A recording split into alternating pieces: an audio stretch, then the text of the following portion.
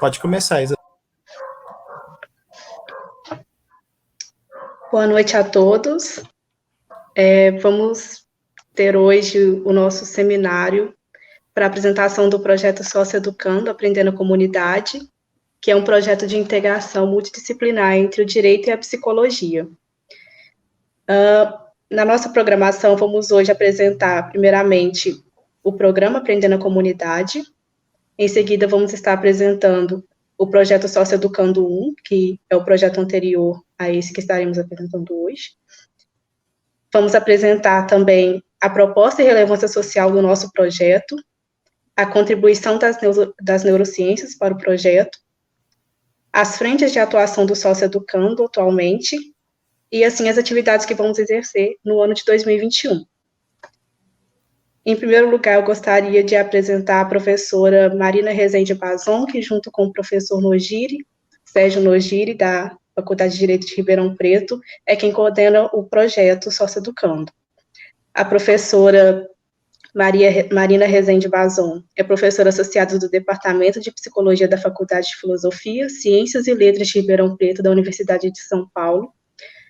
Possui graduação em Psicologia pela Universidade de São Paulo, mestrado em Ciência e Psicoeducação pela Universidade de Montreal do Canadá e doutorado em Psicologia pela Universidade de São Paulo. Tem experiência em pesquisa e intervenção junto a grupos considerados em situação de risco psicossocial, especialmente crianças e adolescentes, atuando nos seguintes temas: crianças e adolescentes vitimizados e família, adolescente e conflito com a lei, intervenção psicossocial, avaliação de programas. É membro associado pleno da Sociedade Brasileira de Psicologia, membro da Diretoria Internacional de Ciência para Criminologia e membro fundador da Associação Internacional de Criminologia de Língua Portuguesa.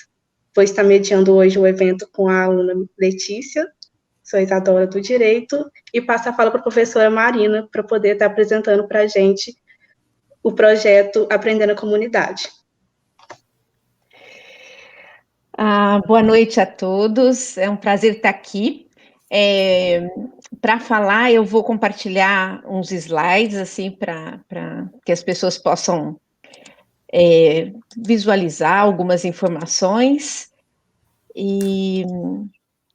mas que depois nós vamos estar aí também à disposição para, né, esclarecer alguma dúvida que ficar. Na verdade, como, né, disse a Isadora, o título completo deste projeto, dentro da política Aprender na Comunidade da Pró-Reitoria da USP, que eu vou explicar melhor, o título do nosso projeto, né, do ano aí de 2021, é o Socioeducando 2, Desenvolvimento e Possibilidades de Intervenções Psicossociais junto a crianças e adolescentes em situação de vulnerabilidade.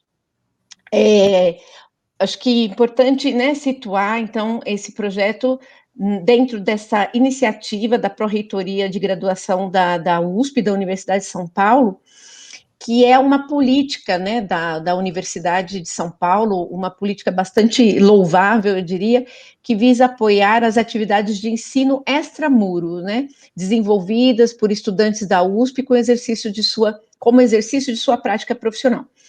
Então, falando, né, de forma mais, assim, livre, é uma política que a USP, né, implantou e vem fomentando para que parte da formação dos seus estudantes se dê realmente nos contextos no contexto comunitário, nos contextos institucionais, que são aqueles para os quais, né, os estudantes verdadeiramente estão sendo preparados aí para atuar, né, dentro da realidade brasileira, inclusive cumprindo aí a vocação social da Universidade de São Paulo, né? Então, esse Aprender na Comunidade é uma política da Pró-Reitoria de Graduação, e ela visa, então, em termos mais específicos, promover essa organização, a realização e a divulgação de atividades de ensino extramuros pelos diferentes cursos e unidades da USP, né, preferencialmente integradas entre si, reunindo competências e habilidades disponíveis em diversos grupos de conhecimento. E oferecer também a oportunidade para novas formas de articulação entre os professores e estudantes da USP, que possam resultar em projetos de referência junto à comunidade. Então, é um incentivo, né, que existe através de um financiamento com bolsas e recursos até para outros itens, né, importantes para as atividades, para que os professores consigam desenvolver ações de formação dos estudantes, mas em contato direto com os contextos comunitários e com as demandas da comunidade, né? A comunidade e as instituições para as quais a gente está se preparando, em termos de trabalho, em termos, né, do trabalho profissional que os estudantes podem vir a desenvolver. Acho que, muito rapidamente, vou pontuar aqui, nós ali, né, na psicologia, no departamento de psicologia da Faculdade de Filosofia, Ciências e Letras, pela temática mesmo, né, com a qual a gente já trabalhava, que tem a ver com vitimização, né, de crianças e com o envolvimento de adolescentes com a prática de atos infracionais, o grupo o qual eu coordeno, nós já estávamos, né, orientados a esse trabalho extramuro, né, então era uma psicologia já que não se fazia em contextos muito ortodoxos, em contextos, né, de clínica, de salas, dentro da própria universidade, mas muito mais, né, uma prática que se dava nas instituições, nos contextos das instituições muito, né, no coração das comunidades, e das comunidades que a gente pode chamar hoje de as mais vulneráveis, né? Então, desde 2001, na verdade, já existia uma proposta de inserção dos alunos da graduação numa ação chamada Psicologia Social Comunitária, intervenções junto a populações em situação de risco psicossocial. E em 2008, a gente se especializa um pouco mais e passa a desenvolver, né, um estágio profissionalizante para estudantes da psicologia, né, denominado Acompanhamento Socioeducativo de Adolescentes em Conflito com a Lei, e os estudantes de psicologia vão para os programas que acompanham os adolescentes que estão em medidas judiciais em função da prática de atos infracionais. Acho que vale a pena dizer, né, que de 2001 a 2021, acho que foi uma proposta, um campo de trabalho que foi, né, crescendo, se consolidando, e acho que hoje eu posso dizer, assim, com muita satisfação, que o número de alunos, de estudantes interessados nesse trabalho realmente muito comunitário, muito no coração dos contextos onde a vida das pessoas, né, talvez que vivam situações mais adversas, a vida delas, né, está se passando naqueles contextos, e os estudantes da USP estão nesses contextos, né? E acho que essas ações todas, então, que elas já se davam ali, né, a partir desse trabalho de extensão, o trabalho de formação de estudantes, muito alinhados com esse compromisso social da própria psicologia e da própria universidade, né? Eu acho que a universidade tem um compromisso social que acho que, né, de tempos em tempos a gente só precisa, né, tornar isso público, porque é verdadeiro, né? Isso foi, então, se consolidando nessa direção aí de realmente preparar e formar profissionais de excelência para trabalhar com demandas sociais relevantes às demandas da nossa sociedade. E aí realmente veio o projeto, eu vou, né, só pontuar, porque a Liara vai dar sequência explicando o projeto Socioeducando 1, que aconteceu ao longo de 2019, né? Que foi muito interessante, então foi a primeira, o primeiro momento aí de, então, um impulso para essas ações que a gente já fazia ali na psicologia, nessa psicologia social comunitária, né, voltada aí a grupos, principalmente crianças e adolescentes, em situação verdadeiramente, né, de vulnerabilidade social, principalmente os adolescentes em conflito com a lei. E em 2019, então, a gente conseguiu, junto à Pró-Reitoria de Graduação, então, o primeiro financiamento, né, para o projeto Socioeducando 1, e nós conseguimos fazer um avanço aí com esse incentivo, né, da Pró-Reitoria, que foi muito interessante, E aqui eu pontuo só, né, que naquele ano de 2019, a gente envolveu 16 alunos, 13 alunos de graduação e 3 de pós-graduação. Nós trabalhamos diretamente com adolescentes em conflito com a lei dentro de unidades da Fundação Casa, nós fizemos várias atividades e também trabalhamos com profissionais que atuam com os adolescentes, fazendo também muitas atividades, e eu só vou mostrar algumas fotos e vou deixar espaço aí para a Liara. Aqui foi a equipe, né, do Sócio Educando 1 se reunindo lá nas primeiras vezes.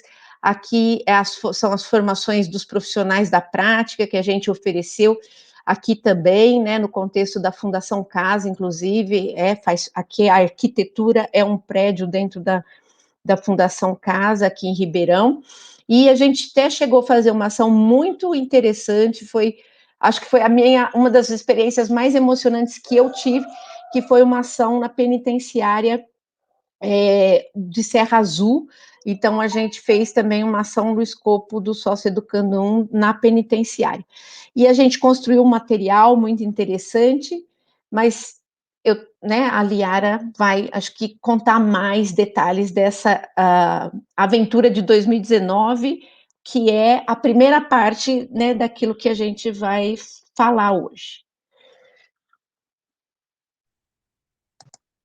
Bem, como a professora Pazão disse, vou estar passando agora a fala para a Liara Guimarães, psicóloga e mestranda pela Faculdade de Filosofia, Ciências e Letras de Ribeirão Preto, da Universidade de São Paulo. Boa noite a todos, né? Primeiramente, vou compartilhar também uns slides para estar ajudando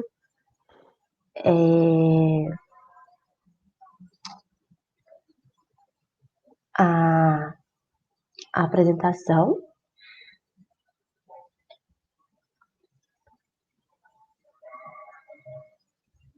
Bem,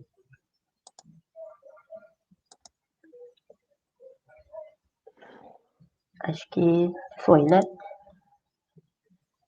Vou apresentar um pouco mais, né? A Marina já trouxe bastante as bases do projeto.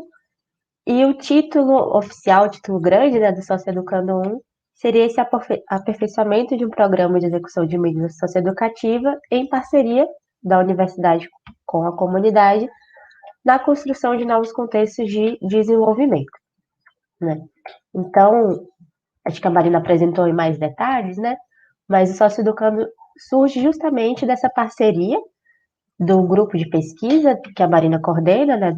Em grupo de pesquisa, de estudo e pesquisa em desenvolvimento, intervenção psicossocial e das atividades de estágio também, com instituições que atendem adolescentes em situação de vulnerabilidade, especialmente em conflito com a lei, né, na primeira versão do projeto que eu estou apresentando agora, né? E diante dessa parceria, se percebeu a demanda, né, de aprimorar essas atividades de intervenção junto a esses jovens, né? Se percebia que as equipes tinham, né, muito empenho e muita vontade de promover ações transformadoras junto a esses jovens, mas muitas vezes tinham dificuldade em relação ao conteúdo das intervenções, de trazer intervenções que de fato fossem especializadas para as demandas dos adolescentes em conflito com a lei, né, que é o desenvolvimento psicossocial e a interrupção da trajetória delituosa, né.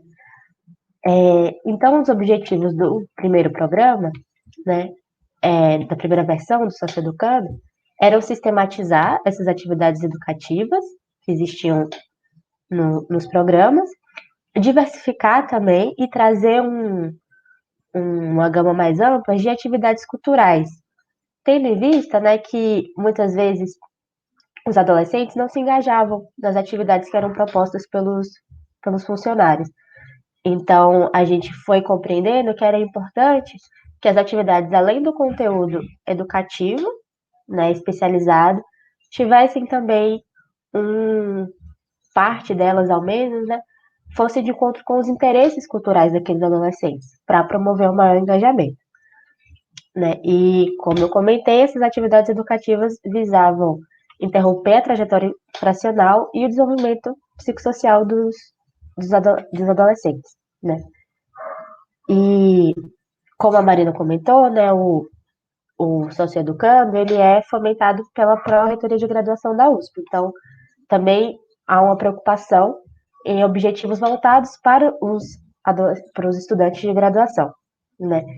E com isso, o programa ele visava, né, o desenvolvimento da competência profissional dos, dos estudantes de graduação, né, por estar implementando essas atividades de intervenção junto aos adolescentes, que são um contexto de problemáticas complexas, né, que exigem uma abordagem multidisciplinar e multiprofissional, né, no âmbito social comunitário.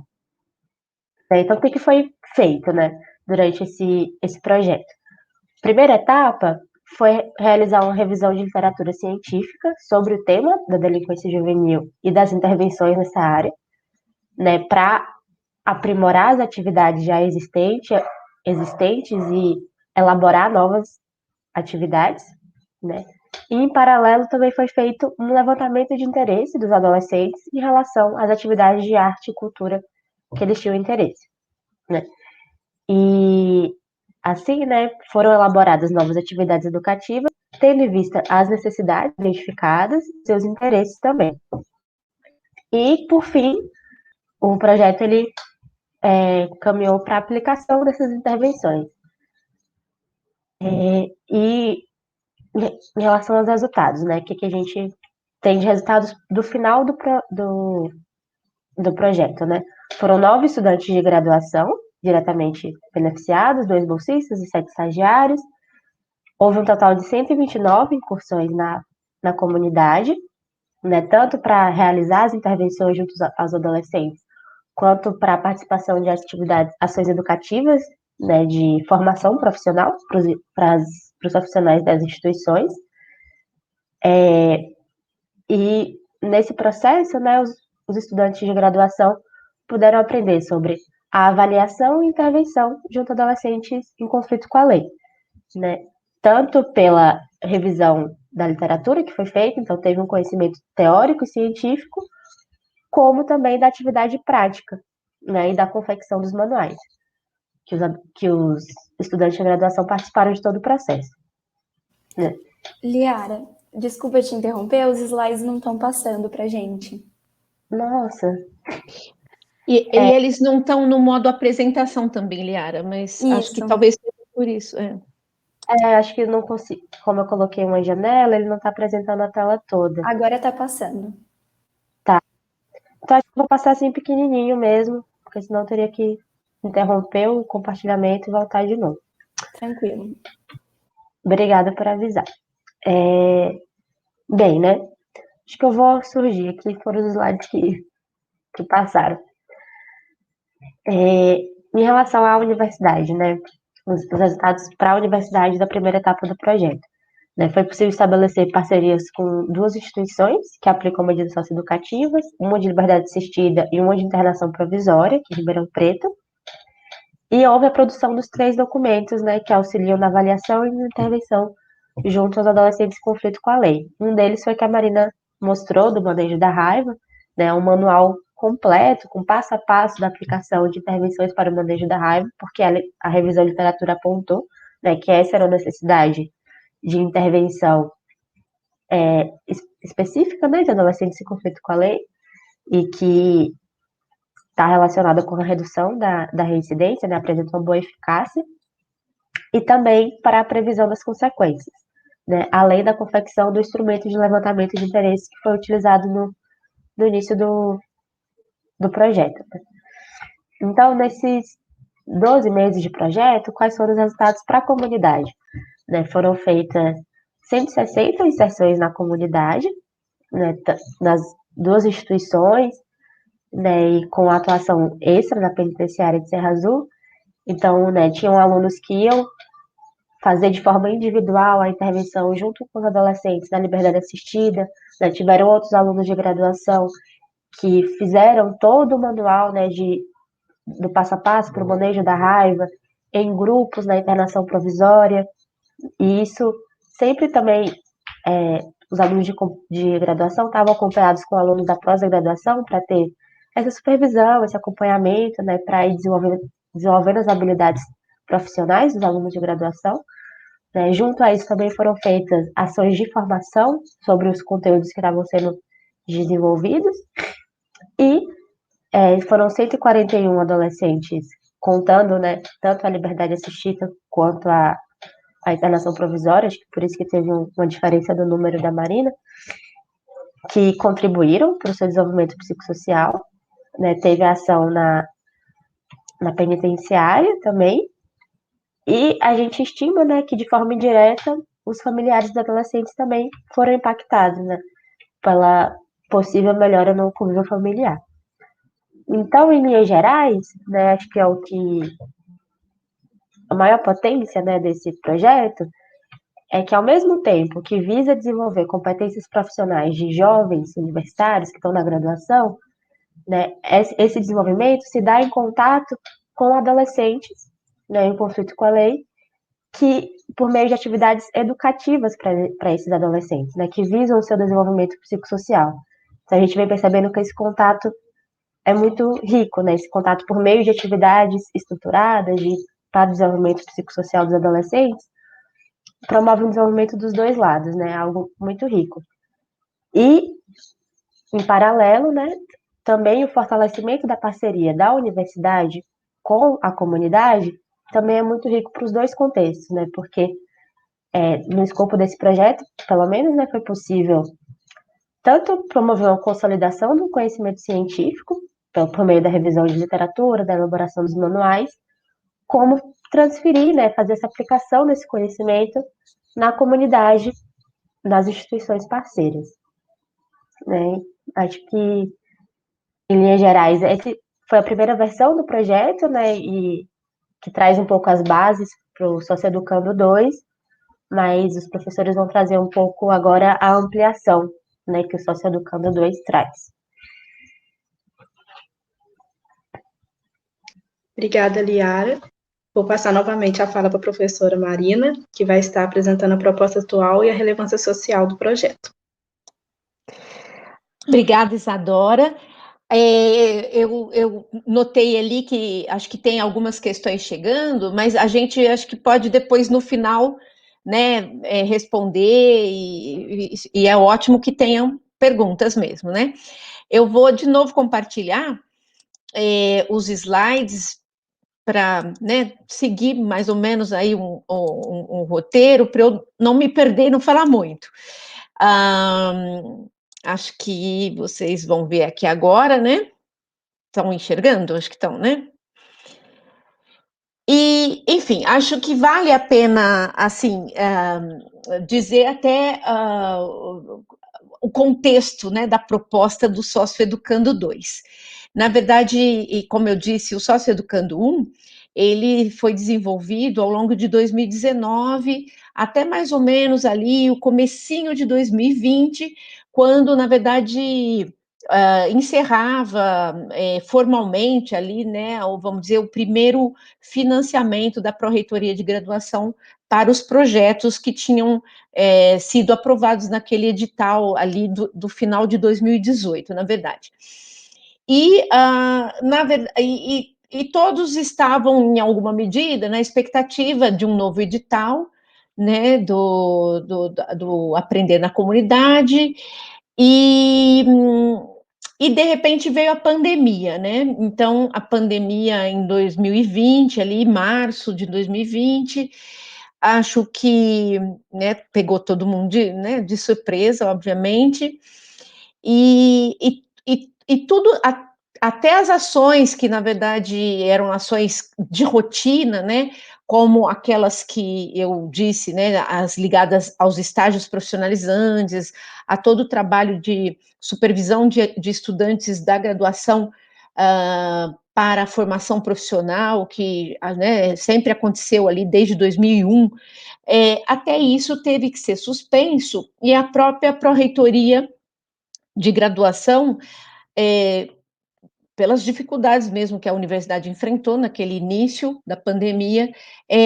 não propôs um novo edital de imediato. E foi somente no começo do segundo semestre de 2020 que a Pró-Reitoria voltou a lançar, na verdade, fez uma reunião com todos os coordenadores dos projetos que tinham sido aprovados em 2018 e tinham sido implementados ao longo de 2019, a Pró-Reitoria chamou uma reunião e disse que iria, né, divulgar um novo edital e que ela estimulava fortemente que os seus professores, né, que os professores envolvidos voltassem a cogitar a possibilidade, apesar da pandemia, apesar das dificuldades, dos desafios adicionais ali que a pandemia colocava. Foi muito interessante que, de pronto, né, eu falei com os alunos, as alunas que trabalham comigo e que sem, né, esses alunos, principalmente os pós-graduandos aí, né, que alguns vocês vão aí conhecendo ao longo da apresentação, dentre os quais a Liara, que já falou, e outros que vão falar ainda, de pronto os pós-graduandos, né, disseram, vamos propor e vamos tentar um ajustamento à pandemia, né? E havia essa questão de trabalhar apesar da pandemia, né? Fazer ações de qualidade apesar da pandemia, até adaptar ideias, ações, né, ao contexto da pandemia. Enfim, foi dentro disso que a gente começou a elaborar o Socioeducando 2, cujo título extenso é sempre um título bem longo, né? A gente, então, denominou como Ações Educativas para a Promoção da Cidadania de Adolescentes, e tem um asterisco aí, né? Para hoje, a gente acha que tem que falar jovens, porque a gente está envolvendo um segmento etário um pouquinho mais extenso, na verdade, mas, então, a promoção da cidadania de adolescentes em condição de vulnerabilidade social. Ainda, né, uma parceria universidade-comunidade na construção de novos contextos de desenvolvimento. Foi muito interessante, eu não vou me alongar porque, né, vai ser explicado melhor, que naquele momento também a gente entendeu, já era algo que a Pró-Reitoria estimulava, né, a possibilidade de projetos interunidades, de modo que o projeto interunidade estimulasse ações interdisciplinares, que eu entendo que é uma meta extremamente importante também na qualificação dos profissionais do futuro, aí, de um futuro próximo, né? Não no futuro longínquo. Realmente, essa capacidade de entender as problemáticas e propor soluções com essa perspectiva de complexidade, né? Sobretudo quando a gente fala do ser humano e do ser humano em sociedade, então a perspectiva interdisciplinar era muito importante. E nesse sentido, a gente, né, propôs uma parceria na Faculdade de Direito, com o professor Sérgio Nogiri, que vai falar daqui um pouquinho, sobre se interessava, né, ali trabalhar junto, psicologia e direito. E, de pronto, né, o professor Sérgio disse que sim, e aí, né, nós estamos realmente agora trabalhando juntos, assim, né, sem divisões obviamente que tem os saberes aí, né, de lado a lado, mas sem uma fragmentação que muitas vezes acaba marcando aí, né, as ações dos diversos profissionais que eventualmente se envolvem em questões, por exemplo, como as dos adolescentes em conflito com a lei.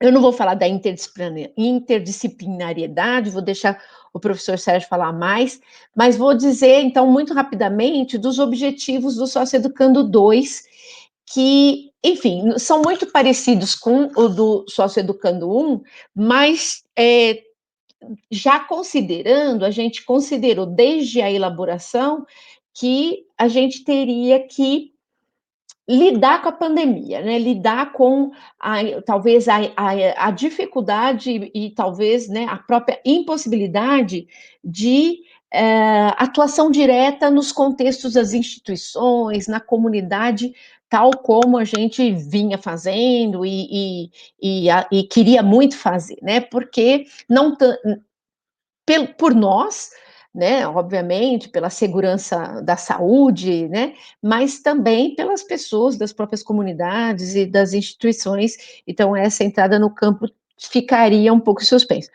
Então, nesse sentido, a gente manteve os objetivos, né, então, no plano dos estudantes, o objetivo é sempre criar condições desafiadoras, mas num sentido bastante positivo, né, que coloque os estudantes em contato com as demandas da realidade comunitária, da realidade de segmentos e grupos mais vulneráveis, que vivem muitas situações, né, adversas, mas colocar, então, os estudantes diante desses desafios e de pensar, então, as soluções, as ações de intervenção, né, de oferta de serviços, de ajuda, a partir desse contato com essa realidade, entendendo que isso, obviamente, capacita, né, um profissional, ele vai se tornar muito mais competente em habilidade e em sensibilidade, né? Para a gente, acho que é muito importante essa questão da sensibilidade às demandas, às situações de vida das pessoas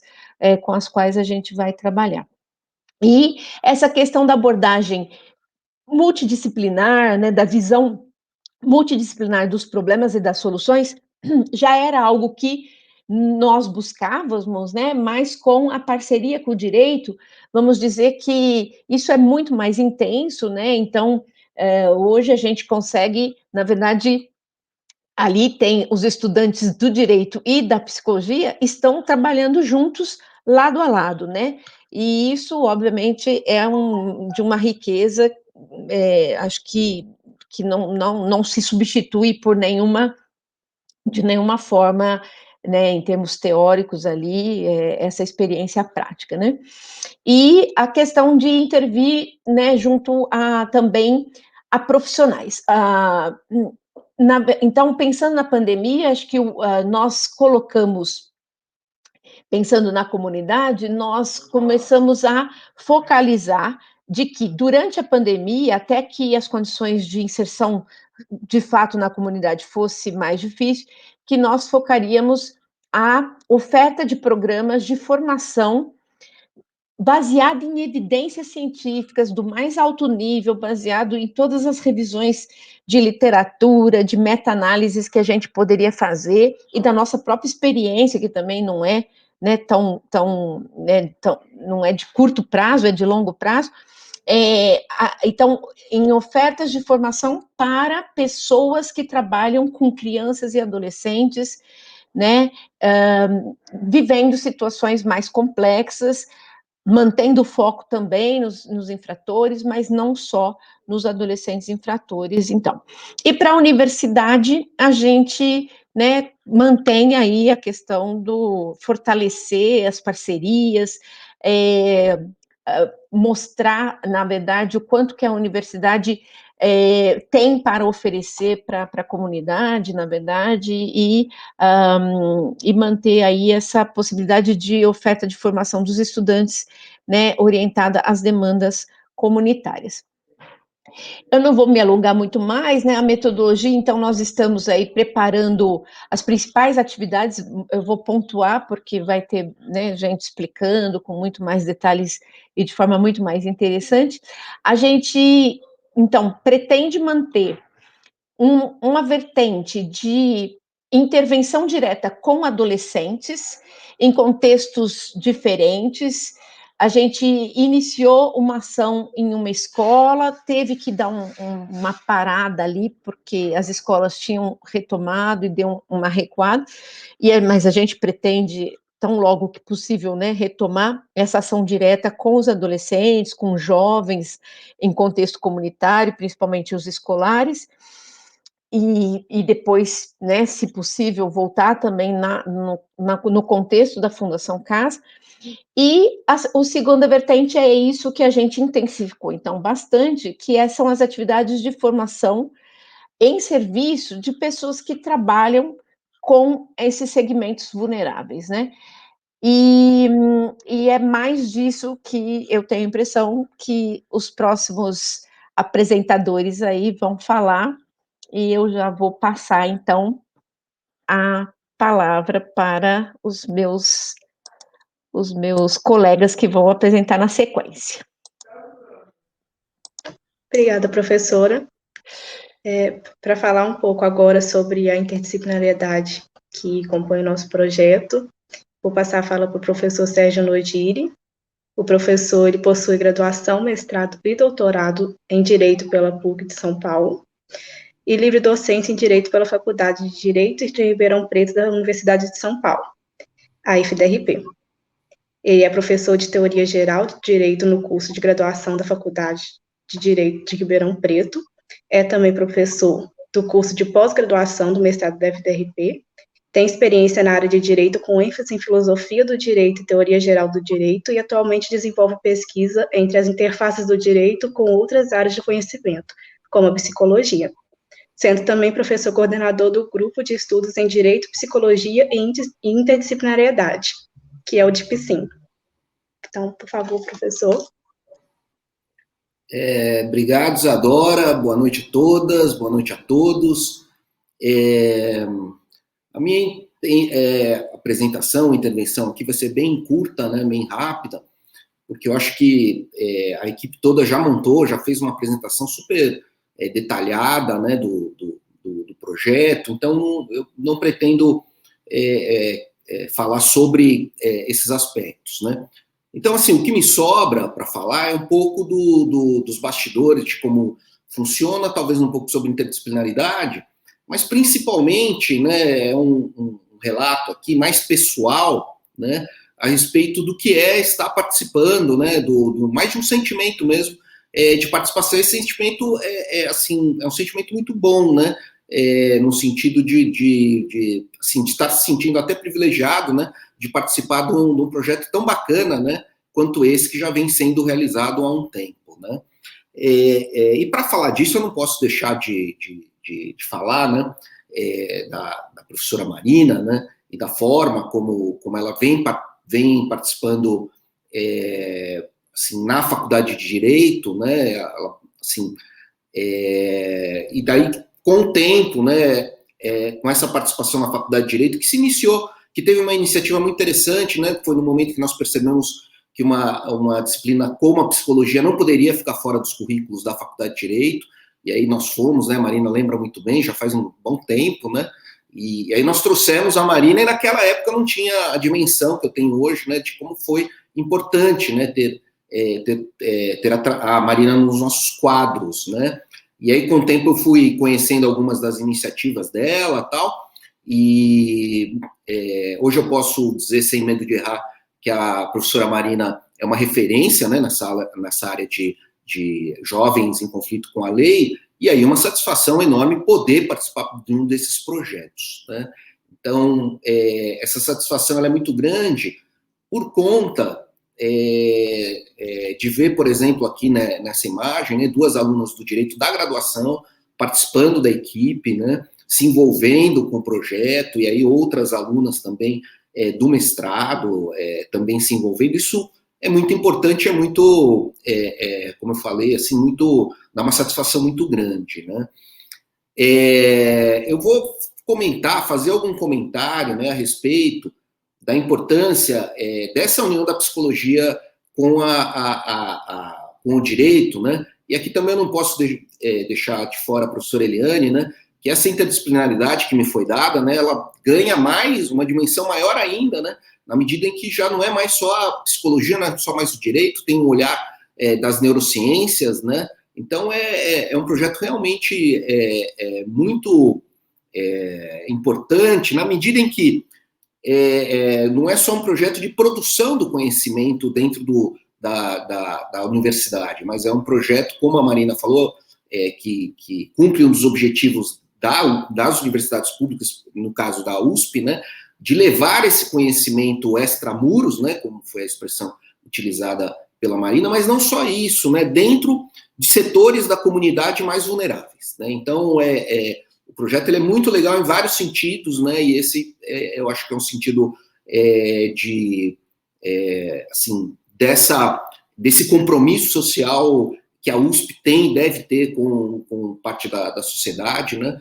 Eu acho que isso já foi falado, mas não custa nada ressaltar, né? Com relação a essa ideia de interdisciplinaridade, né? A ideia é basicamente a seguinte, que eu posso falar um pouco do campo do direito, né? A Marina usou também essa expressão conhecimento fragmentado, né, que é um conhecimento mais fechado, né, a gente costuma falar numa linguagem mais coloquial, em caixinhas, né. Então, o direito sempre teve esse problema de achar que o direito resolvia seus próprios problemas a partir de uma perspectiva própria, né, do direito, né. Felizmente, eu acho que isso vem sendo ultrapassado, né, vem sendo, de alguma forma, resolvido de outras maneiras, então, assim, na Faculdade de Direito de Ribeirão Preto, já existe um núcleo no mestrado que pensa de uma forma diferente, né? Eu participo do chamado Projeto 4 do mestrado, que tem o nome, né?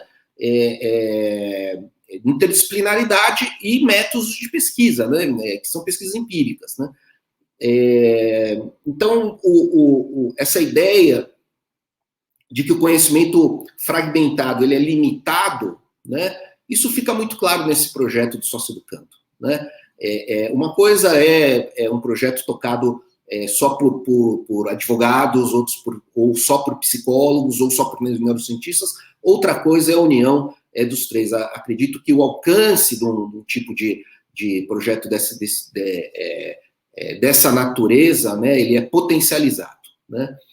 E aí, a questão que se coloca, assim, para mim, então, o que é interdisciplinaridade, afinal de contas, né? Ou multidisciplinaridade, ou transdisciplinaridade, né?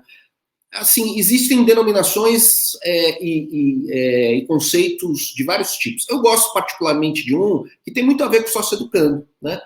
Que é o seguinte, que existe um conceito que é a multidisciplinaridade, que ele pode ser feito, por exemplo, por um docente ou por um pesquisador isoladamente. Então, a pessoa está lá na área específica dela, no campo de conhecimento próprio, se interessou por um outro assunto, né? No meu caso, por exemplo, na psicologia, vou lá, abro uns livros de psicologia, passo um tempo estudando psicologia e apresento lá um trabalho, né, sobre psicologia, e depois volto lá para o meu cantinho do direito, né, que foi uma coisa mais como uma satisfação pessoal, pratiquei uma multidisciplinaridade, né.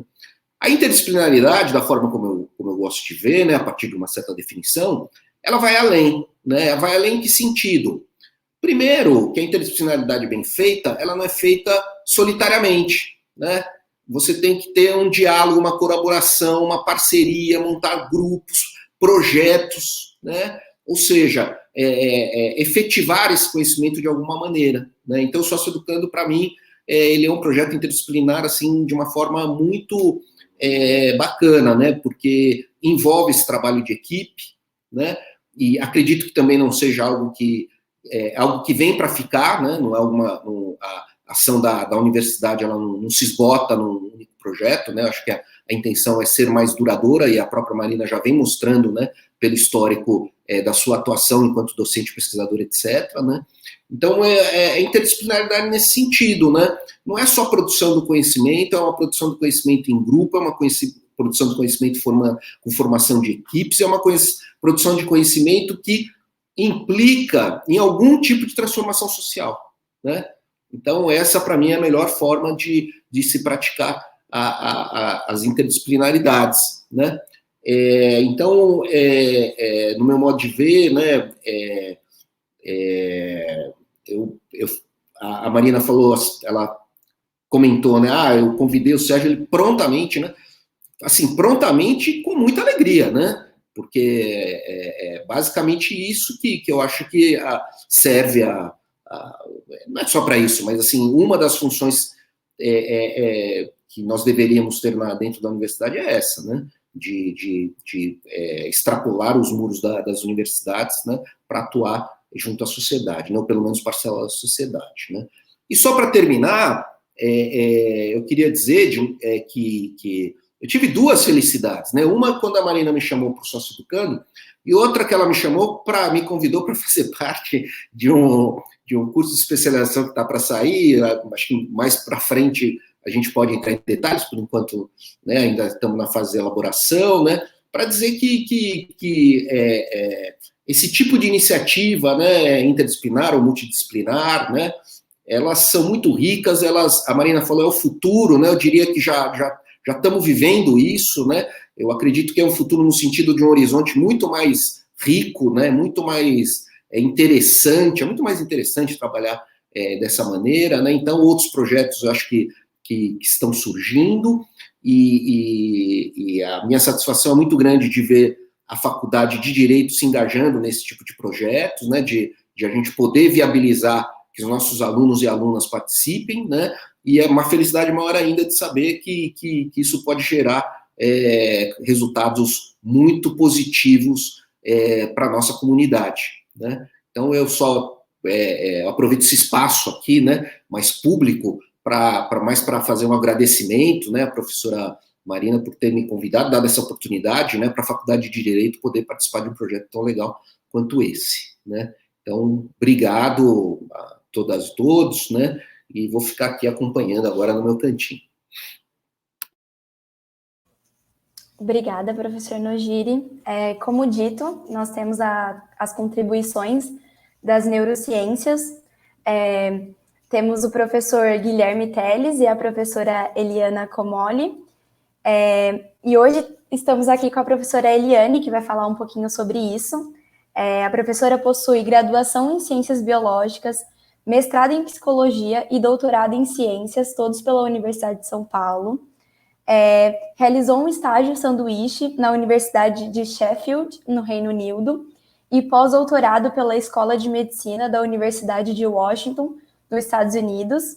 Além disso, ela possui o curso técnico em Bioquímica pelo Centro Paula Souza, e atualmente é professora do Departamento de Fisiologia da Faculdade de Medicina de Ribeirão Preto, da USP, e tem experiência na área de Fisiologia, com ênfase em neuroanatomia funcional, atuando principalmente nos temas referentes às bases neurofuncionais do comportamento predatório, com ênfase em sistemas relacionados à integração sensorial, motora e atencional, assim como pesquisas sobre o ensino de neurociências e aplicação da neurociência em tecnologias. Então, por favor, professora Eliana, fala um pouquinho para a gente sobre a contribuição das neurociências no nosso projeto.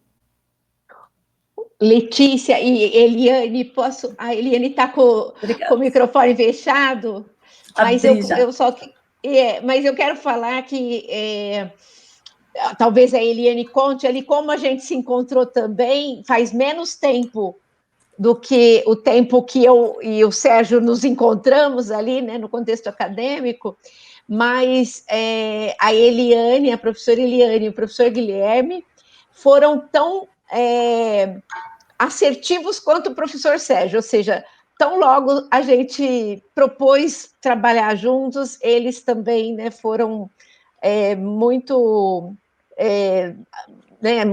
se mostraram muito motivados e muito favoráveis aí a trabalhar, então eu queria também destacar isso, que está sendo um encontro muito bom, assim, com gente muito disponível e muito aberta às colaborações. Obrigada, Eliane, desculpa aí te interromper, mas agora a palavra é toda sua. Boa noite a todos, boa noite a todas. Eu gostaria de agradecer a Letícia pelas apresentações e também quero aproveitar esse momento para agradecer a professora Marina por o convite, né, pelo convite, que foi, assim, uma delícia saber do projeto, o nosso interesse é muito grande e realmente é uma felicidade poder participar, poder contribuir com um projeto tão bonito quanto esse. E eu tenho certeza que o professor Guilherme também compartilha comigo desse sentimento e está muito feliz com essa participação. Então, eu também vou abrir aqui alguns slides que eu preparei para vocês, para ajudar vocês a acompanharem. Tá. Eu espero que... Vocês podem confirmar? Vocês estão conseguindo visualizar? Para mim está a tela inteira? Estamos sim. Tá? Então, eu quero aproveitar, né, essa ocasião, né, eu quero falar um pouquinho de como as neurociências vão contribuir, qual vai ser a nossa abordagem no projeto Socioeducando 2, né, no Aprender na Comunidade, que vai ser ministrado em alguns encontros por mim e o professor Guilherme de Araújo Lucas, que também é da Faculdade de Medicina. Então, como a Marina comentou, né, esse encontro foi, eu acho que foi primeiramente com o professor Guilherme, né, Marina? E logo em seguida ele me chamou, porque nós fazemos alguns projetos juntos, e eu acho que foi uma sintonia muito grande, né? Porque eu acho que a neurociências tem bastante a contribuir, e eu acho que a gente vai conseguir fazer um trabalho bem bonito e bem significativo, né? No sentido de contribuir mesmo com a formação das pessoas e trazer benefícios não só para nós, né, que vamos participar, mas para todos que vão poder conhecer um pouco mais. Então, eu queria inicialmente dizer que a neurociência é o estudo científico do sistema nervoso, né, que inclui o cérebro, né, mas não é só do cérebro, é do sistema nervoso. E a neurociência, ela permite, né, nós conhecermos e compreendermos um pouco mais de quem nós somos, de como nós sentimos, como nos movimentamos, como interpretamos as coisas, como pensamos, como interagimos, como nos comunicamos. Enfim, a neurociência diz quem nós somos.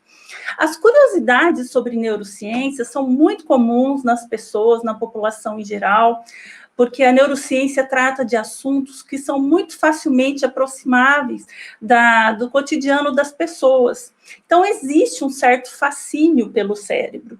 E o cérebro é um órgão muito complexo, e a terminologia utilizada em referência ao cérebro é bastante difícil, ela é cheia de neologismo, o que torna também a comunicação neurocientífica um desafio muito importante para nós que trabalhamos com isso e para as pessoas para que isso aconteça, né, para que essa compreensão se aproxime das pessoas de um modo geral.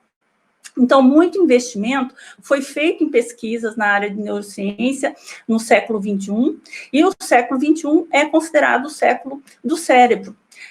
Principalmente a partir de 2013, grandes avanços foram obtidos sobre o conhecimento e compreensão de funções complexas do cérebro humano, principalmente, como aprendizagem, neuroplasticidade e memória. Então, nós temos uma capacidade de adaptação ao mundo que é, assim, fantástica. E isso é possível graças a essa capacidade que o cérebro tem de ser plástico, de ser flexível e de conseguir adaptar-se em diferentes demandas do nosso dia a dia.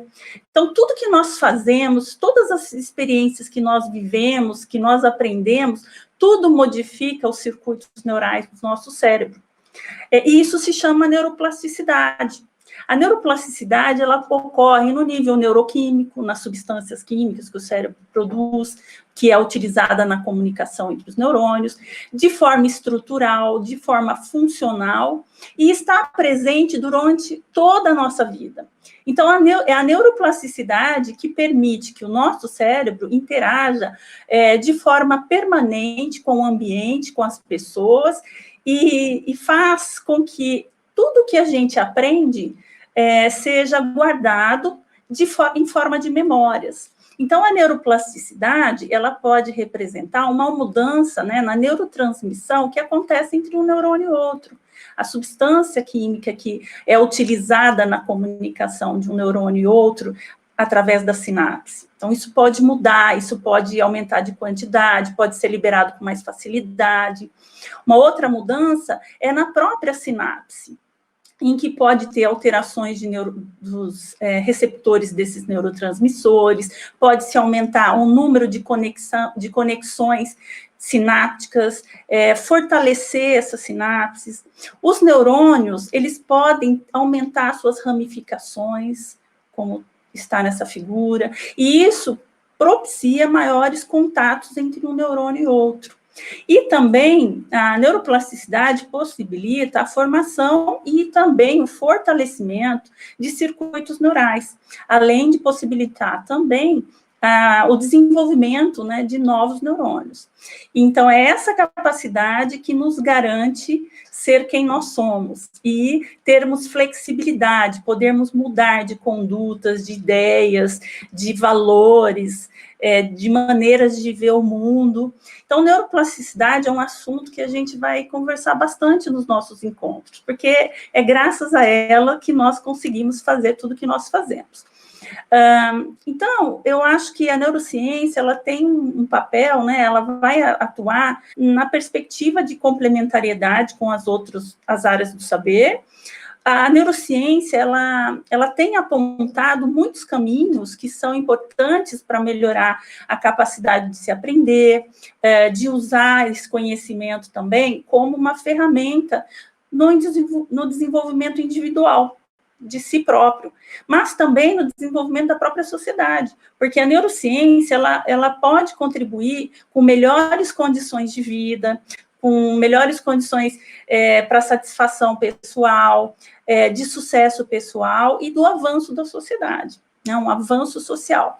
Então, com certeza, a neurociência ela tem muito para contribuir na formação de pessoas que atuam nos programas e nos serviços que atendem a população socialmente vulnerável, e também nos nossos trabalhos que são diretamente com essas pessoas, né, com os adolescentes que estão em situação de vulnerabilidade. Então, a neurociência, ela pode sim ser usada como uma ferramenta de enriquecimento científico na formação dos profissionais, na formação dos trabalhadores, e pode contribuir enormemente na desconstrução de certas crenças, né, da maneira que as pessoas enxergam o mundo, enxergam esses adolescentes, ou enxergam a si próprio, e contribuir também na construção dos novos olhares sobre si próprio, sobre quem está do seu lado, sobre os seus colegas de trabalho, e no nosso trabalho aqui, principalmente sobre o olhar, né, sobre as crianças e os adolescentes em condições de vulnerabilidade. Então, a neurociência ela vai poder, né, transformar essas pessoas, né, e nós também, né, porque nós também vamos estar interagindo, então nós também vamos aprender muito. Nessa nossa contribuição, nós vamos abordar alguns assuntos que eu queria pontuar aqui, começando pelo funcionamento do cérebro. Então, nós vamos conversar um pouco de como o neurônio, ele funciona, quais são essas características dessa célula tão especial e tão única, né, de ser sensível, de gerar sinais e de transportar, né, propagar esses sinais para serem transferidos para um outro neurônio, né, e como ele forma circuitos neurais, né. Então, nós vamos do neurônio para esses circuitos neurais, que são os caminhos que são utilizados para o aprendizado, para a formação da memória, para tudo que a gente faz, e que envolve, né, mudanças constantes, né. Então, nós vamos falar muito de neuroplasticidade, né, ela já entra no primeiro encontro. Um outro assunto muito importante também que a gente vai abordar é sobre a regulação das emoções e como as emoções influenciam nos comportamentos, nas relações com o meio, com as outras pessoas, no convívio social. E para isso a gente vai discutir um pouco, apresentar um sistema que se chama sistema límbico, que está muito relacionado com o processamento das emoções, e de que maneira esse processamento interfere nos nossos comportamentos, nas nossas condutas, e também, em associação ao sistema límbico, nós vamos falar bastante do sistema de recompensa, que também é um sistema composto por algumas estruturas do cérebro, né, por alguns circuitos, que estão envolvidos com a geração do incentivo, da motivação, da vontade de buscar fazer as coisas, na vontade de querer aprender, na vontade de buscar alegria, prazer, no dia a dia, em tudo na nossa vida, né? Então, esse sistema é muito importante, e é um sistema que usa a dopamina. Então, nesse momento, é muito interessante, quando a gente fala desse sistema, a gente fazer uma abordagem de discutir o desenvolvimento das condutas antissociais, né, desses comportamentos, como, por exemplo, o uso de substâncias, como o álcool, como outras drogas, compulsões, e mesmo a adição, esses comportamentos compulsivos e que geram dependência, né? E também discutir um pouco sobre a impulsividade, ou a falta de controle, né, dessa impulsividade, e práticas de delitos na adolescência. Aqui também vai entrar a neuroplasticidade, principalmente, né, quando a gente está falando de adolescência, né, que é uma fase que ocorre uma janela muito grande de desenvolvimento, né, de neuroplasticidade. Então, é uma fase muito crítica. Nós vamos abordar também os processos de escolha e tomada de decisão baseado em valores, e também sentimento de empatia, né, um olhar sobre o outro. Então, são esses assuntos que a gente vai tentar, né, fazer uma discussão e trazer ideias para que possa contribuir, então, num olhar diferente. Para exemplificar um pouco, né, como que a neurociência pode contribuir, eu resolvi trazer aqui um pouquinho uma situação, né, e mostrar como a neurociência pode, né, nos ajudar, né? Então, eu pensei, assim, em falar um pouquinho sobre o início da adição, que não é um comportamento ou uma mudança que é repentina, né? Uma adição, uma substância, um dado comportamento, ele vem ali de um período da fase dessa pessoa, e geralmente envolvido com a infância, né? E principalmente se for uma infância que tem experiências com poucas aquisições ou com pouca obtenção de resultados satisfatórios, e que deixa essa criança, né, com uma espécie de vazio. Né? Uma criança que tem um sentimento assim como esse, ela tem muita vontade de agradar as outras pessoas, principalmente quem está perto, para buscar atenção, para buscar reconhecimento, e isso acaba refletindo um pouco da falta de propósito pessoal, de ansiedade, de medo que vai sendo desenvolvido numa criança, né, que vive assim um período forte ou constante disso, né? Ainda mais se for associado a um período com muito criticismo, ausência de elogio. Então, faz com que essa criança, ela sinta uma falta de pertencimento, ausência de esperança, baixo controle de impulsividade, baixa autoestima. Mas o que isso tudo pode fazer no cérebro de uma criança, né? Considerando que o cérebro ainda está em desenvolvimento e vai, né, estar em desenvolvimento até o final da adolescência, quando a gente já tem uma formação diferente, né? Então, isso tudo aqui, ele vai, sim, fazer coisas com o cérebro, vai ter consequências. Então, uma infância muito estressante, né, eu posso dizer com toda certeza, já tem estudos que apontam isso, que causa subdesenvolvimento do sistema de recompensa. Vou dar só esse exemplo, né? O que acontece, né? O sistema de recompensa, ele é um sistema que ele sinaliza para nós, sempre que tiver um objeto, uma situação, uma pessoa, um trabalho que é potencialmente prazeroso ou que vai te dar recompensa. Então, quando o sistema de recompensa identifica isso, ele sinaliza, ele aumenta a liberação de dopamina, e isso faz com que a gente tenha uma sensação de vontade, de motivação, de incentivo para interagir, para buscar, para realizar, para aprender. Então, uma criança que passou por essas condições, esse sistema ele vai ficar um pouco debilitado. A produção de dopamina vai ser inferior ao que normalmente é. Vai ter alterações de receptores de opioides, por exemplo. E aonde as drogas entram nisso? Então, uma criança assim, ela pouco tem de recompensa, de motivação. Mas se ela experimenta droga, um tipo de droga, pode ser o álcool, pode ser a maconha, pode ser qualquer outra droga, elas vão atuar direto ou indiretamente nesse sistema de recompensa. Ela vai atuar de maneira a produzir e prolongar o efeito da dopamina, coisa que para ele não era um conhecimento, porque o sistema dele não produz muita dopamina. Mas quando utiliza a droga, isso acontece, e aí o exemplo da cocaína tem um aumento demasiado da dopamina e isso causa uma sensação de grande euforia, que ele não conhecia. E isso é prazeroso. Então, para uma criança que está em desenvolvimento, que não sente muita alegria, muito prazer, isso é uma fonte. Então, ela vai querer sentir isso de novo, né? Porque normalmente ela tem sensações, sentimentos desagradáveis. Então, isso é um sentimento agradável, né? Só que com o tempo, né, os efeitos disso, né, para ele conseguir o mesmo prazer que ele sente quando teve a primeira experiência, ele vai ter que buscar maiores quantidades, mas nunca vai conseguir atingir aquele nível que ele sentiu da primeira vez. Então, ele vai cada vez precisar de um pouco mais. Aí, entre o intervalo do uso de um uso para outro, ele pode começar a sentir sensações desagradáveis, como irritação, náusea, dor de cabeça, insônia, que é a falta que essa droga está fazendo entre o intervalo de consumo.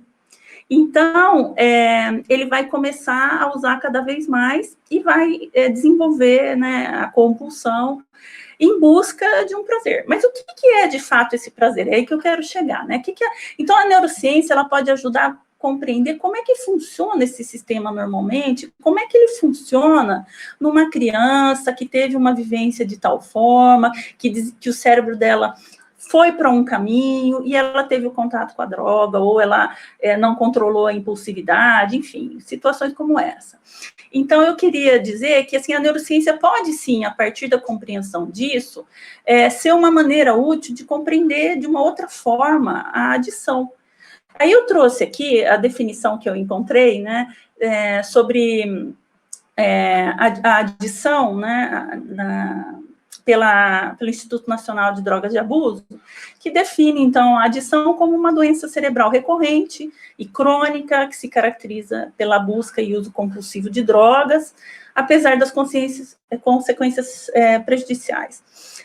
Então, assim, o que me passa quando eu leio essa definição é que tem algumas implicações um pouco negativas, estabelece um tom um pouco crítico desde o início, e isso pode interferir na maneira de olhar, né, para essa criança, para esse adolescente que usa essas drogas, né? Então, assim, eu quero colocar como exemplo uma definição alternativa que a neurociência pode dar em relação à adição, que seria buscar o prazer para escapar de emoções intoleráveis, que são essas emoções que a criança vem sentindo já há longo tempo.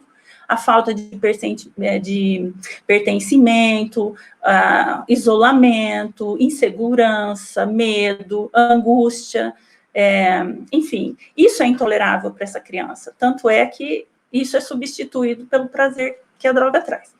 Então, um olhar para a adição dessa forma permite, né, nos ajuda a refletir um pouco em como nós poderíamos lidar com esses sentimentos, com essas situações que faz alguma coisa ser intolerável para esse adicto, né? Como a gente pode olhar isso e poder contribuir, né, entendendo o que é intolerável para ele, o que está por trás disso.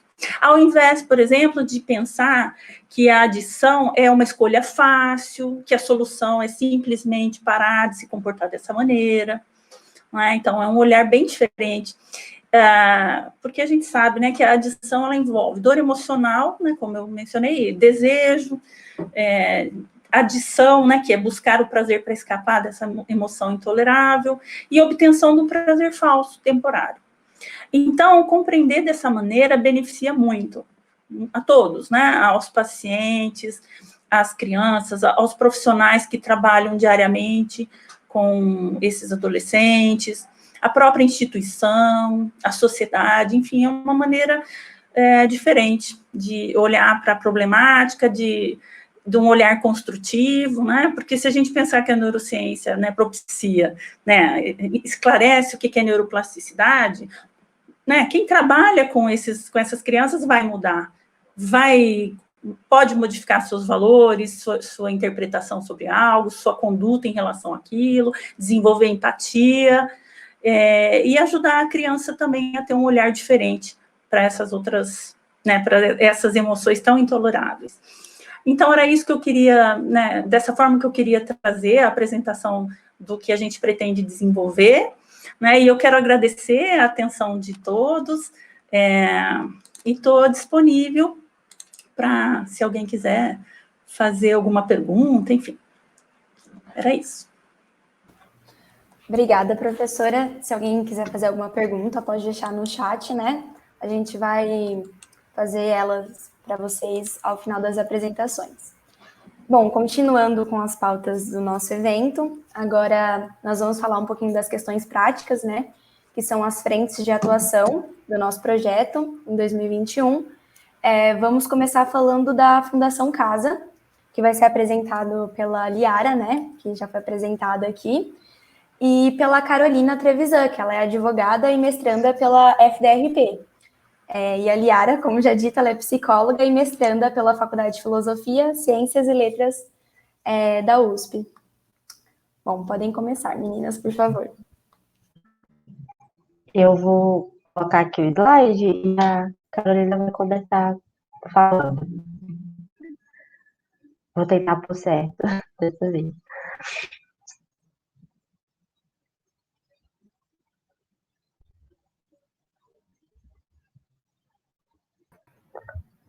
Boa noite, pessoal. Vocês me ouvem bem? Sim. Pode passar para o segundo slide já.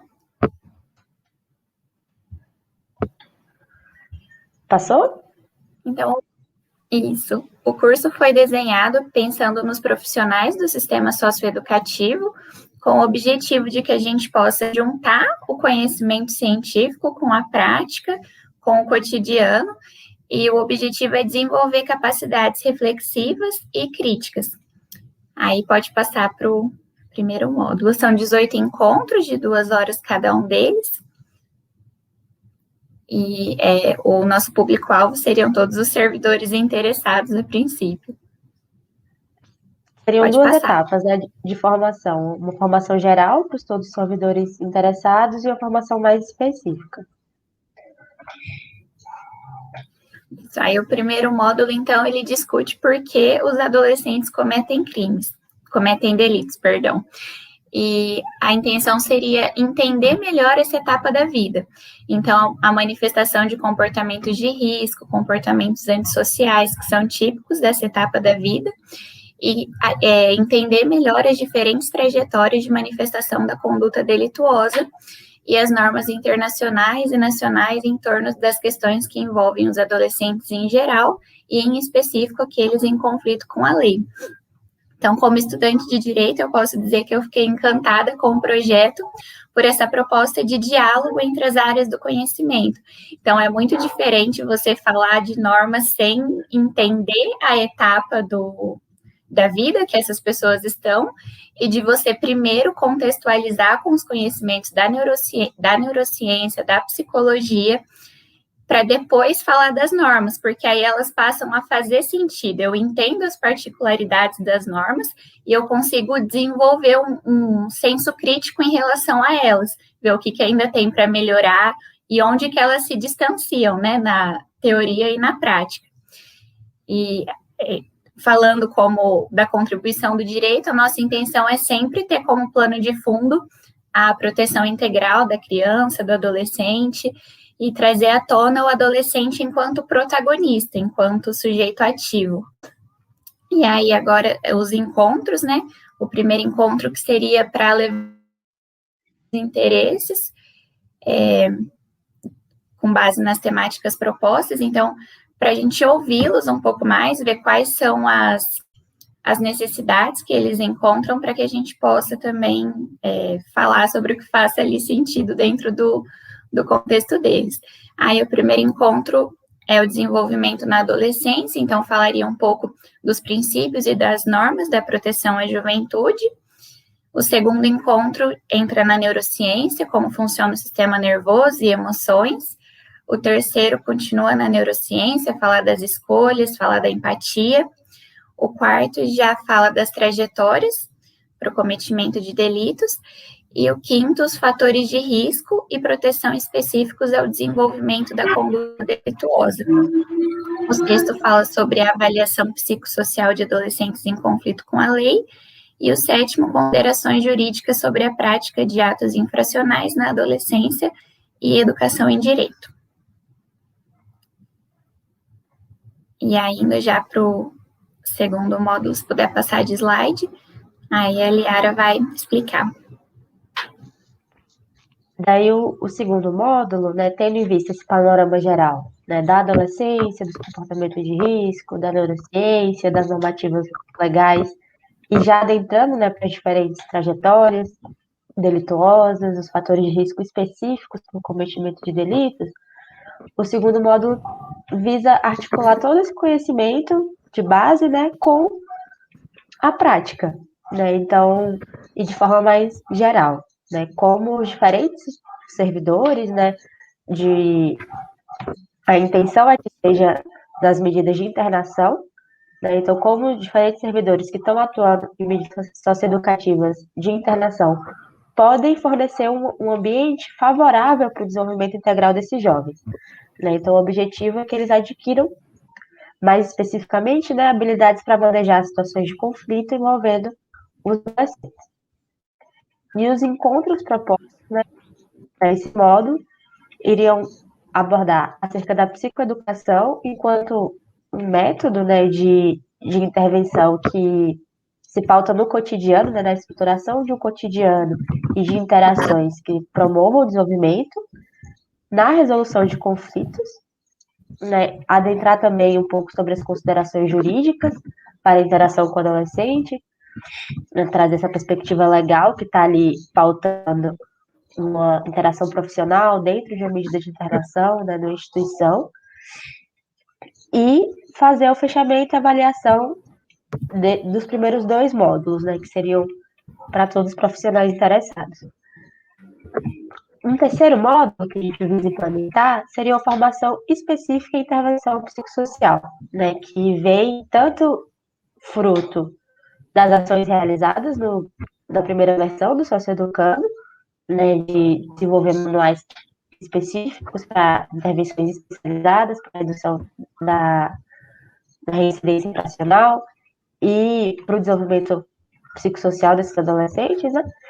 E também vem em paralelo, assim, né, com a atividade de pesquisa do grupo do GPDIP, né, que é coordenado pela Marina, né, num projeto maior de pesquisa, que meu mestrado e doutorado de outras pessoas estão implicados também, né? Então, esse módulo, ele seria específico, né, para a equipe pedagógica, psicossocial, e o objetivo geral dele é que os profissionais sejam capazes de propor, aperfeiçoar e implementar atividades educativas e psicossociais estruturadas, né, especializadas, com base em evidências científicas, junto aos adolescentes.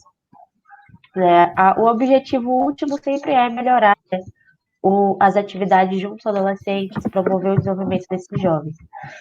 Né? Então, quais seriam os encontros previstos? O primeiro encontro iria apresentar, né, um modelo teórico, que tem muita evidência científica de ser um modelo robusto com eficácia para a redução da reincidência infracional, né, com adolescentes, que é o modelo de risco, necessidade e responsividade. Trazer acerca da intervenção junto a adolescentes em conflito com a lei, contextualizar um pouco essa intervenção, né? E os outros módulos iriam entrar em um programa que está sendo elaborado aí nesse grupo, no escopo dessa pesquisa do grupo coordenado pela Marina, né? De um manual mais aprimorado ainda daquele que foi implementado na primeira versão, né? Que iria conter, né, intervenções iniciais, né, de motivação para a mudança, um pouco da apresentação do modelo cognitivo-comportamental, né, que é a identificação de pensamentos, emoções, comportamentos e da autoobservação, as intervenções para diminuir distorções cognitivas e intervenções para o desenvolvimento da regulação emocional, que, segundo as meta-análises na área, né, são as intervenções, os tipos de intervenções mais específicos, né, que apresentam melhor eficácia. E, no final, né, propõe um fechamento e uma avaliação. E, né, sobre essa frente de formação era basicamente isso, passar a palavra para os demais colegas.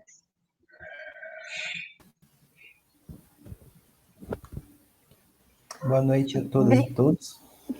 Você vai falar agora, né, Lixa? Eu vou apresentar vocês. Obrigada, Liara e Carolina. Agora a gente vai falar um pouquinho sobre a formação do CAPS, que vai ser apresentado pelo Thales e pela Cibele. O Thales, ele é psicólogo e mestrando pela Faculdade de Filosofia, Ciências e Letras de Ribeirão Preto, da Universidade de São Paulo. E a Cibele é advogada e mestranda pela FDRP também, aqui da USP. Podem apresentar. Deixa eu compartilhar aqui, então. Bom, boa noite a todos e todas, né? Obrigado pela apresentação. Gostaria de agradecer a presença de todos que estão nos acompanhando. E agora, então, a gente vai falar sobre a frente, né? Uma das vertentes que a gente tem aí do projeto Socioeducando, que é a capacitação com os profissionais dos CAPs de São José do Rio Preto, dos Centros de Atenção Psicossocial, Álcool e Drogas. O nosso título, né, que a gente elencou foi o uso de substância na adolescência, desenvolvimento de fatores psicossociais relacionados. Para contextualizar um pouco de como começou essa parceria, né, nós do grupo, tanto do DIPSIM quanto do GPDIP, a gente já tinha uma parceria ali com algumas instituições, que a gente fez um encontro com a Vara da Infância de São José do Rio Preto, e nisso, alguns profissionais que estavam ali, né, eles, desses centros de atenção psicossocial, álcool e drogas, eles vieram nos procurar, então, trazendo uma demanda deles, e o interesse, assim, por materiais, né, por uma instrumentalização e uma capacitação da prática profissional deles.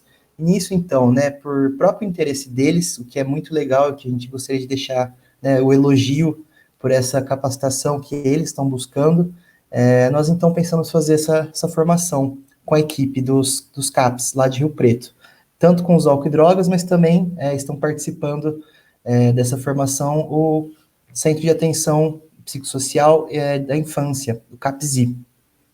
E, né, só para justificar, então, por que a gente se insere nesse projeto do Socioeducando também, da gente estar trabalhando, então, duas temáticas ali, né, que é o uso de substâncias e a prática de delitos, que são comportamentos que apresentam grande relação, né, e não só a grande relação, a gente vê essa complexidade desses comportamentos na literatura, quando a gente estuda, mas também na própria prática profissional desses profissionais ali desses CAPs. Né? Então, muito comum a gente ver no sistema socioeducativo adolescentes que apresentam usos abusivos e critérios de dependência de álcool e drogas, outras drogas, e também, por sua vez, adolescentes que estão no sistema de saúde ali dos CAPs também apresentam essa demanda da prática de delitos. Né? Então, por ambos se manifestarem por um conjunto de vulnerabilidades na adolescência, por sua vez, também colocam adolescentes em outras situações de risco. Então, por essas demandas que a gente está tentando trabalhar com a essas equipes dos CAPs de São José do Rio Preto. Então, os objetivos da nossa capacitação são basicamente, né, que esses profissionais compreendam os fatores associados tanto com a manifestação, o desenvolvimento e o agravamento dessas condutas antissociais, os quais a gente está especificando, então, duas substâncias, que é o comportamento que eles acabam trabalhando mais ali na linha de frente deles, e as práticas infracionais, a prática de delitos, sua manutenção para a vida adulta e a implicação, principalmente, desses fatores que a gente vai estudar para a prática profissional dos serviços de saúde mental, desses CAPs que a gente está assistindo. Nosso programa, então, ele já se iniciou, a gente iniciou no dia 7 de maio, ele vai ser constituído por 10 encontros quinzenais, e vai ser feito, obviamente, por modo remoto, né, da educação à distância, e nós estamos inseridos, então, nesse espaço de educação permanente que esses CAPs têm, que é um espaço que eles têm para aprimorar essa capacitação técnica que eles têm, tanto para poder estudar, então a gente está inserindo nesse espaço que eles já têm também de educação permanente. A nossa duração, né, como eu já disse, ele já iniciou agora em maio, e vai se estender até setembro, então, nesses 10 encontros previstos, que a gente talvez pode até estender um pouquinho mais. Ele está dividido em 3 módulos. Falando rapidamente, né, sobre esses programas, então, o nosso primeiro módulo tem a temática de por que e quando os indivíduos começam a manifestar esses comportamentos que são considerados antissociais. Como esses comportamentos se desenvolvem em diferentes populações. E não, então, o nosso primeiro encontro, né, que a gente já realizou, foi com a temática de adolescência, desenvolvimento da conduta antissocial e problemáticas relacionadas. Os nossos encontros 2 e 3, que inclusive o nosso encontro 2 é amanhã, estamos muito ansiosos para a aula da professora Eliane. Eles têm as temáticas de neurociência e comportamento, vão estar abarcando aquelas temáticas que a professora Eliane já apresentou para vocês. E o nosso quarto encontro desse primeiro módulo vai ter a temática do uso de substâncias na adolescência. Eu vou passar a palavra agora, então, para a Cibele. Olá, pessoal, boa noite. Eu vou apresentar para vocês, então, o módulo 2 e o módulo 3 da nossa frente de atuação no CAPS. O módulo 2, ele é focado em qual forma outras problemáticas podem se relacionar com o uso de substâncias na adolescência. Então, de qual forma tais problemáticas impactam o desenvolvimento desses adolescentes. Esse módulo é composto por 3 encontros.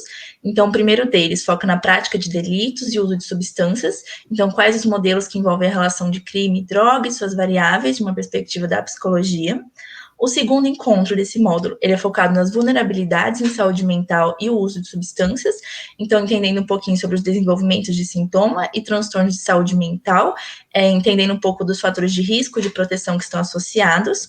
E o terceiro encontro é um encontro que tem um foco mais jurídico, nos aspectos da prática profissional do CAPS. Nós, do direito, vamos ter uma atuação que se aproxima de um direito que ele é muito mais humanizado, então que ele se aproxima muito mais de uma educação do que uma mera punição, do que um direito de um caráter meramente tecnicista. Então, esse encontro ele vai ser estruturado de modo, primeiramente, a trabalhar uma ampliação de alguns paradigmas, então desconstruir algumas ideias preconcebidas que possam surgir, principalmente na seara da infância e juventude, e trazer alguns elementos também da sociologia do direito, de um aspecto social sobre o cometimento de delitos na adolescência, sobre o uso de drogas também. A segunda parte desse encontro, ela vai ser focada numa perspectiva mais técnica, então esse encontro ele foi trabalhado com base nas dúvidas dos próprios funcionários, que elas foram coletadas anteriormente.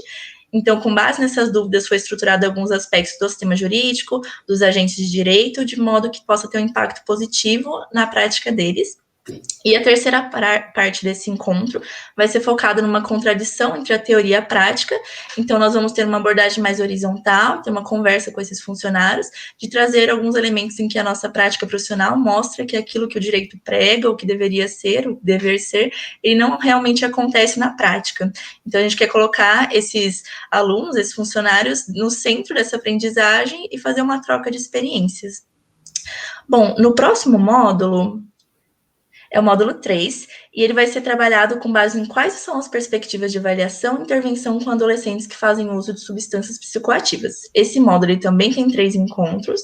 O primeiro deles vai ser focado nas possibilidades de avaliação e fomento de adesão ao serviço. Esse encontro ele vai ser ministrado com uma parceria com o LEPSIS, que é o Laboratório de Pesquisa em Psicopatologia, Drogas e Sociedade, cuja coordenação é da professora doutora Clarissa Corradi Webster. O segundo encontro desse módulo, ele é focado principalmente na psicoeducação, como uma estratégia de intervenção com adolescentes. Então, nós vamos entender o que é a psicoeducação, quais são os prós e contras dessa abordagem, como ela pode ser utilizada, principalmente com adolescentes que estão em uso de substâncias psicoativas. E o terceiro encontro seria um fechamento, para ver realmente como foi esse encontro para esses funcionários, o que a gente poderia fazer de diferente no futuro e tirar eventuais dúvidas. Isso, né? Depois acho que a gente pode passar essas mídias que a gente acompanha, né? Do Sócio Educando, mas também dos DIPSIM, do GPDIP. É isso, a gente fica à disposição também para alguma dúvida, algum comentário. Muito obrigado.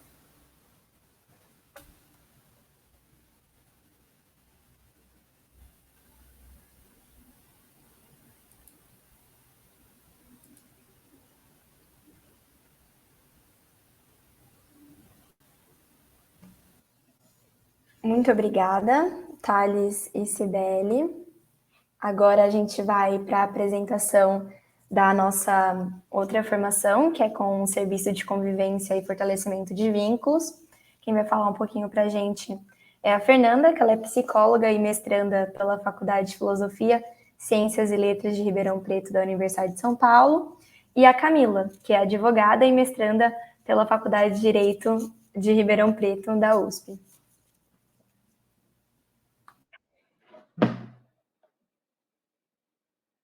Oi, pessoal, boa noite. Eu vou começar compartilhando aqui a apresentação minha e da Camila. Se vocês puderem me dar um ok, se tá tudo certo.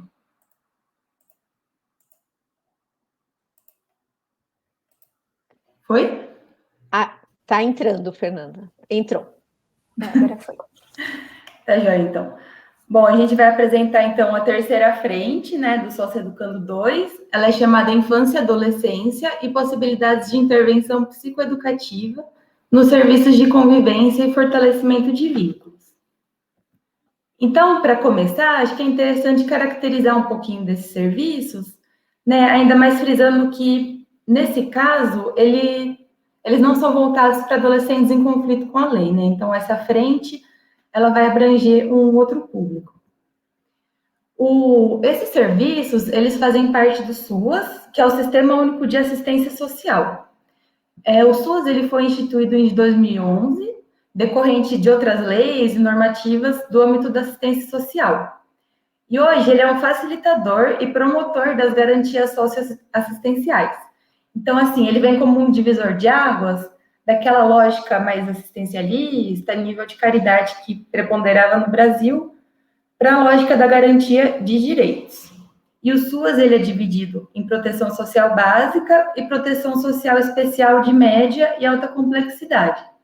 E, em linhas gerais, a gente pode dizer que a diferença delas é que a proteção social básica, ela trabalha mais a nível de prevenção da violação desses direitos, e a proteção social especial, ela vai trabalhar no sentido de quando esses direitos já foram violados, né? Então, olhando para os serviços que a gente vai trabalhar, né, eles estão inseridos na proteção social básica, então eles vão ter essa lógica de prevenção, e os serviços de convivência e fortalecimento de vínculos, eles abrangem diversas faixas etárias, assim. Então, existe esse serviço para criança pequena, de 0 a 6 anos, maior, de 6 a 15, para jovem, de até 29 anos, idoso. Mas, aqui no Socioeducando, a gente vai trabalhar com serviços cujo público-alvo são crianças e adolescentes de 6 a 15 anos. E esses serviços, eles atuam no contraturno escolar. E os objetivos de fato, né, promover a convivência e fortalecer esses vínculos em diferentes esferas.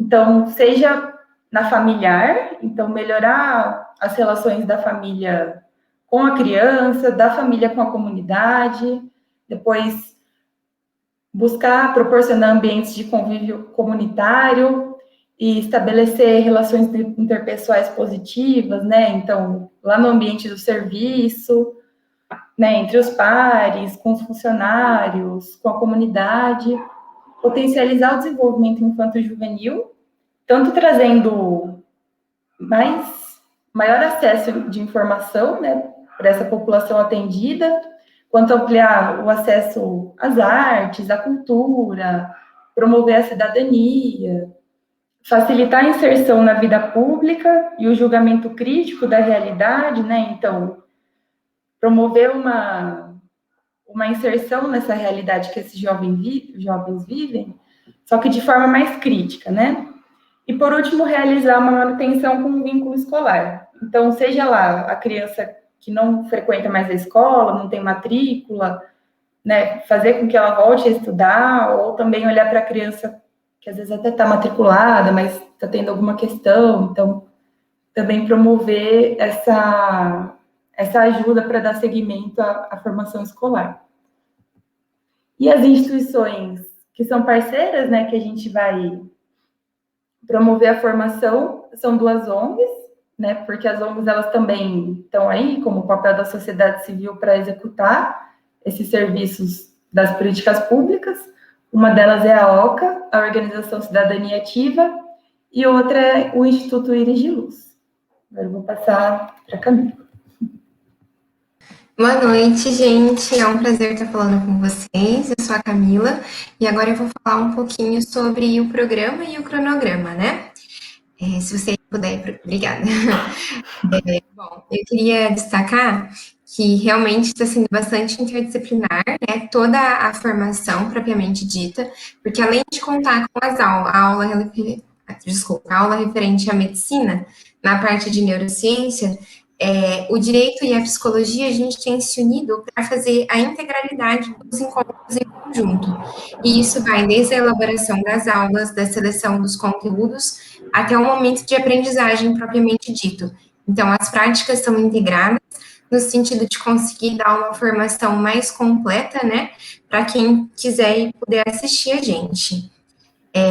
No próximo slide, fala sobre os encontros propriamente ditos, né?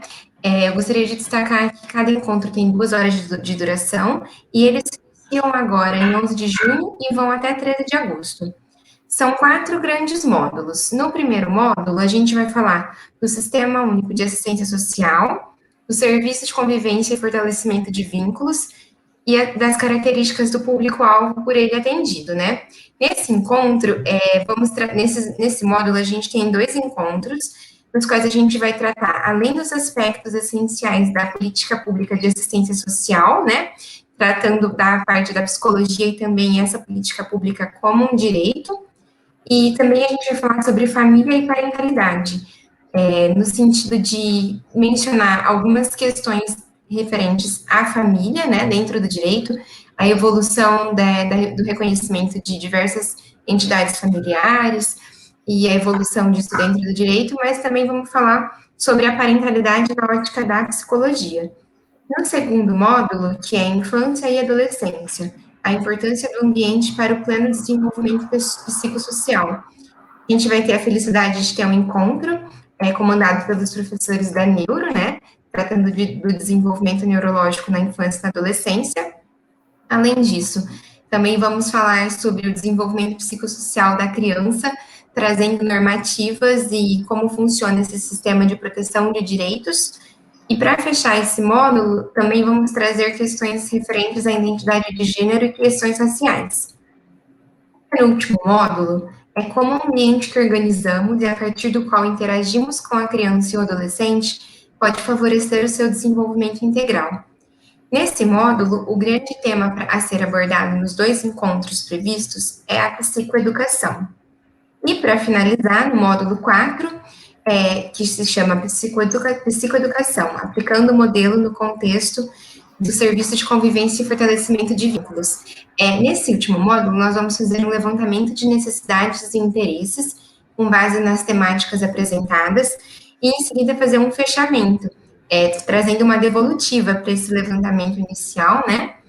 E vamos finalizar a nossa formação planejando atividades, né, de uma forma mais pragmática, a partir do modelo psicoeducativo.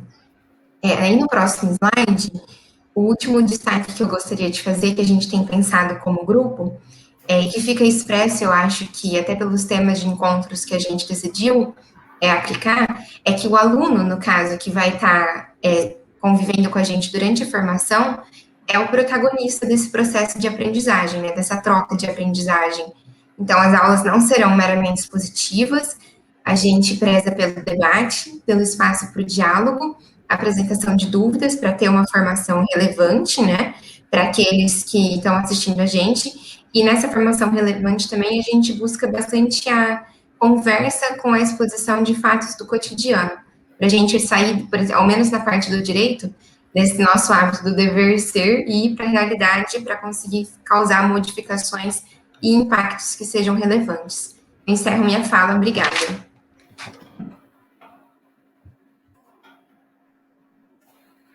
Obrigada, meninas.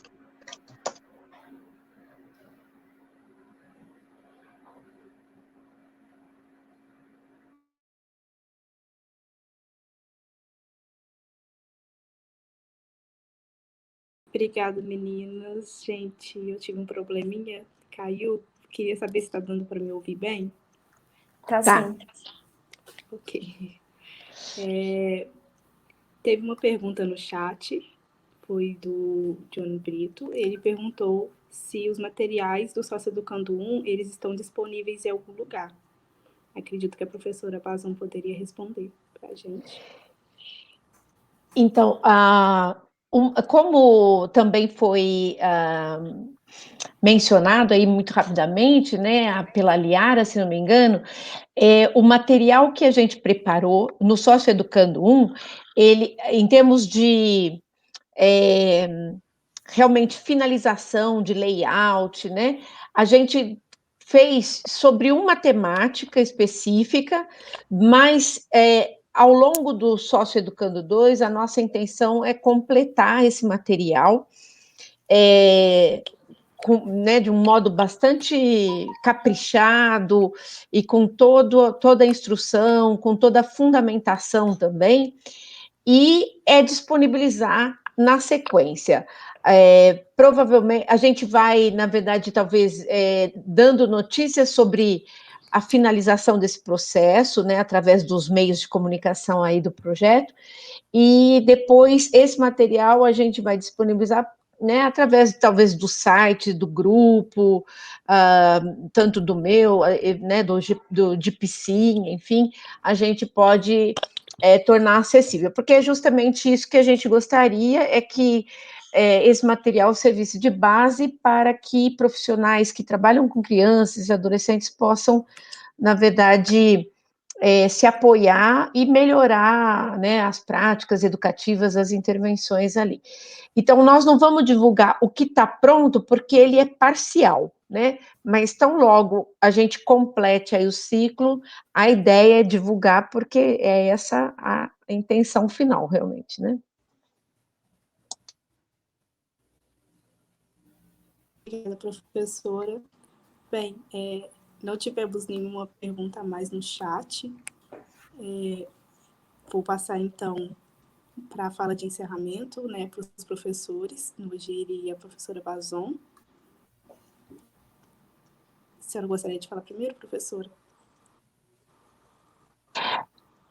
Enfim, eu gostaria de expressar, né, assim, meu contentamento, de ver, acho que o empenho dos alunos, né, acho que, primeiro, queria destacar, fico super contente, o empenho e a competência, né, dos alunos, que desde, né, também o primeiro minuto aí se colocaram na tarefa de organizar esse evento, mas de organizar tudo que está por detrás desse evento, são as ações, os programas, né, que estão já, né, algumas ações já começaram, como vocês puderam aí ouvir, né, o Thales, a ação né, ligado aí à Fernanda, então essas duas vertentes e as próximas aí que estão vindo. Então, queria destacar isso, o empenho, a competência dos estudantes de graduação e de pós-graduação, né, que estão envolvidos. Eu fico super contente que eu vejo também essa interação entre eles, né, sem barreiras, sem, né, é como se não fossem mais países estrangeiros, né, já é um único universo aí, né, em comunicação. E, obviamente, né, meu contentamento aí com a participação, que nem é uma participação, na verdade é a parceria, né, do professor Sérgio, aí representando então a Faculdade de Direito, e da professora Eliane, e eu sei que o professor Guilherme está nos assistindo lá, né, está lá no YouTube nos assistindo, então agradecê-los também, na verdade, essa colaboração. Eu, né, acho que foi muito interessante os exemplos aí né, que a professora Eliane deu, sobre quão importante vai ser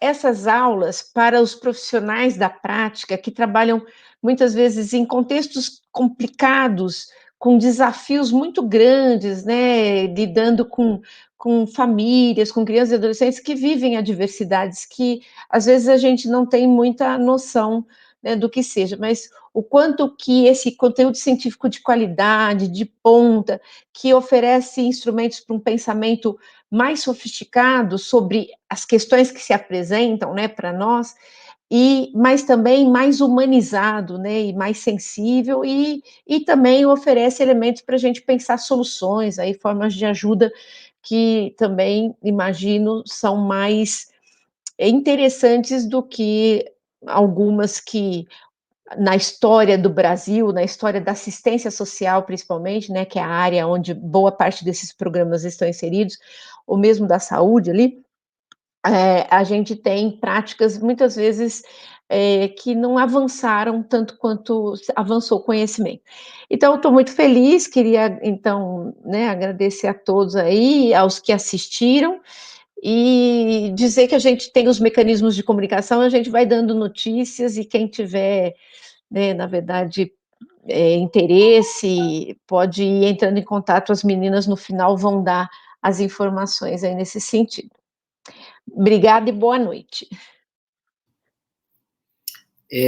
Eu queria aproveitar esse meu tempinho para reforçar, né, as palavras da professora Marina, né, no sentido de, assim, da satisfação de ver os resultados, né, já, ainda que na forma de elaboração, né, que está começando, mas assim, da concretização daquele que era um projeto só, que era o que estava só no papel, né, e de ver, assim, a dedicação e a competência, né, de toda a equipe.